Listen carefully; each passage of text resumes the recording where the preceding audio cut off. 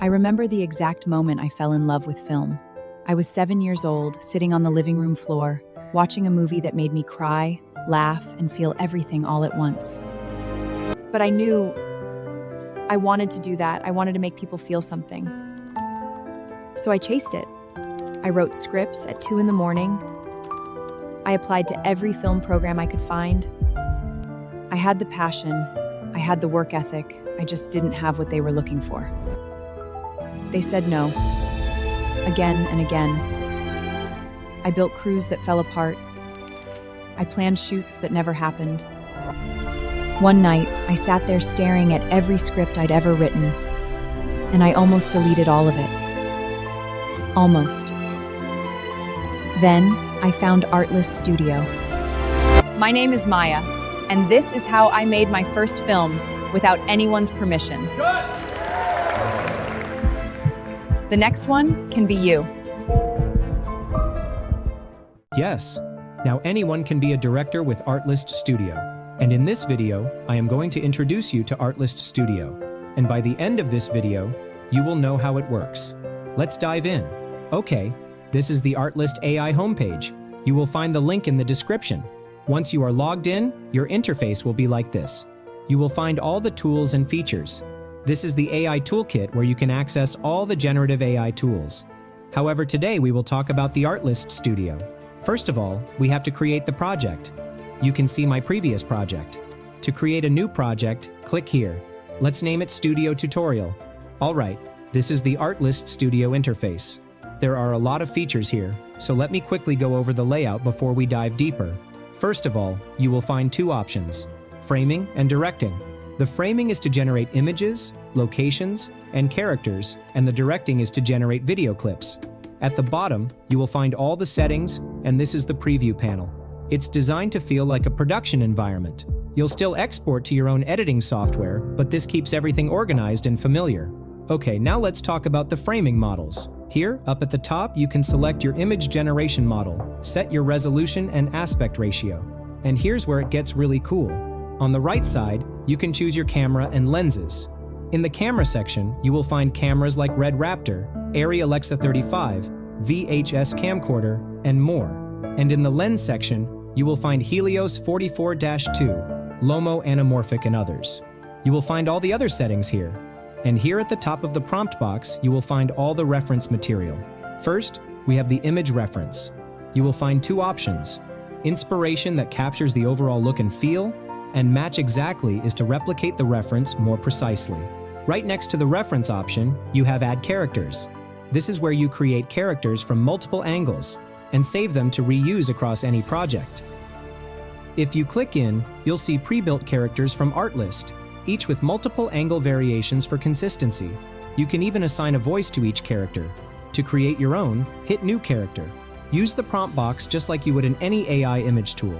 I'll type in something like a 30-year-old beautiful filmmaker. Now you can enhance the prompt to get a better result. Once the prompt is ready, set the number of variations you want to generate, and then hit the Generate button. And here it is. All the images are ready.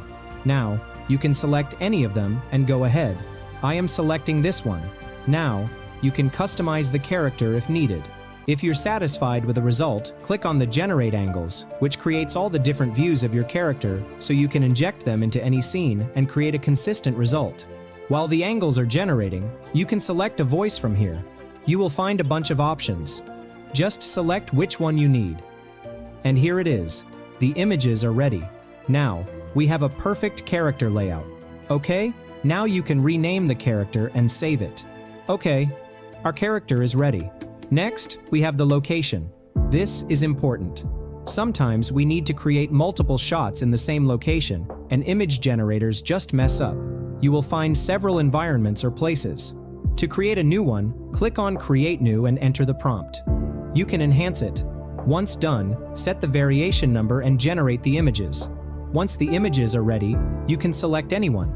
Now, generate the angles of the environment and save it with a name. Now, you can type @ and call any character or location. Alright, our character and location are ready.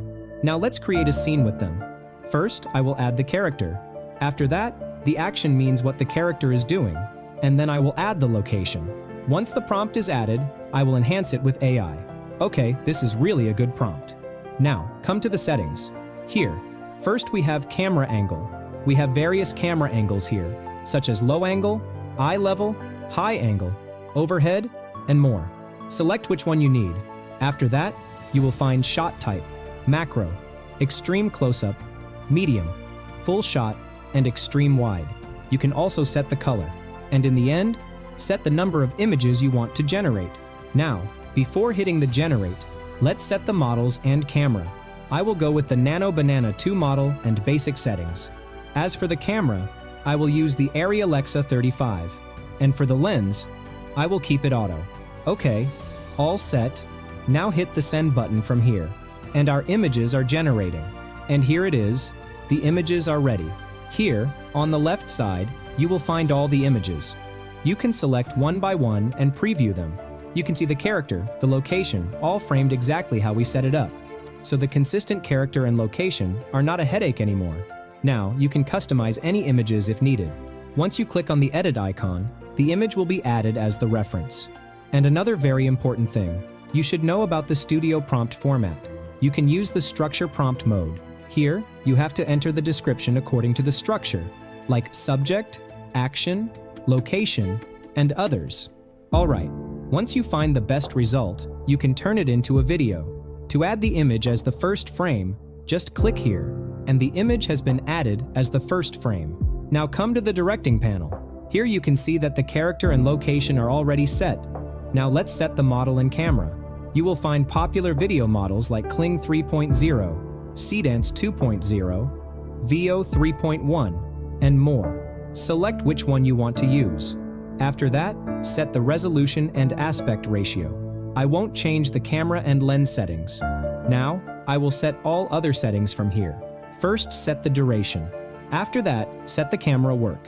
Here, you will find a bunch of options like dolly, zoom, pan, tilt, orbit, etc. After selecting camera work, come to the audio section. Here, you can go with auto voice or generate with the character voice. With the character voice, you can keep your voice consistent. However, for testing purposes, I will use auto voice. In the end, set the number of video clips. Once done, enter the prompt. Like the image generation, you will find two prompt options, general and structure. I am entering the prompt. I will go with a very simple prompt. The woman is talking in a natural gesture and she is telling, I remember the exact moment I fell in love with film. Now, we can enhance the prompt. Okay, we are ready. So, I will click on the generate button. And here it is. The video is ready. I remember the exact moment I fell in love with the film. You can see the camera work. As I used the location, it remains consistent although the camera moves. This is the benefit of the add location reference. Now, if we want to create another scene from another angle, it will remain consistent. The lip sync and narration is really good. Here's one of my favorite features. Scroll to the end of your clip and select New Shot from this frame. It creates a new shot using that last frame as the starting point, so you get continuous motion without jumping through hoops. Now in this method, you can create new shots and create all other scenes or shots. The process is the same. I had the passion, I had the work ethic. I just didn't have what they were looking for. They said no, again and again. I built crews that fell apart. I planned shoots that never happened. And that's it. That's the brand new Artlist Studios. I'm genuinely excited about this. It simplified and structured the creative process in a way that actually makes sense for production. Choosing cameras, lenses, angles, lighting, all of that used to live inside your prompt. Now, it's just a click.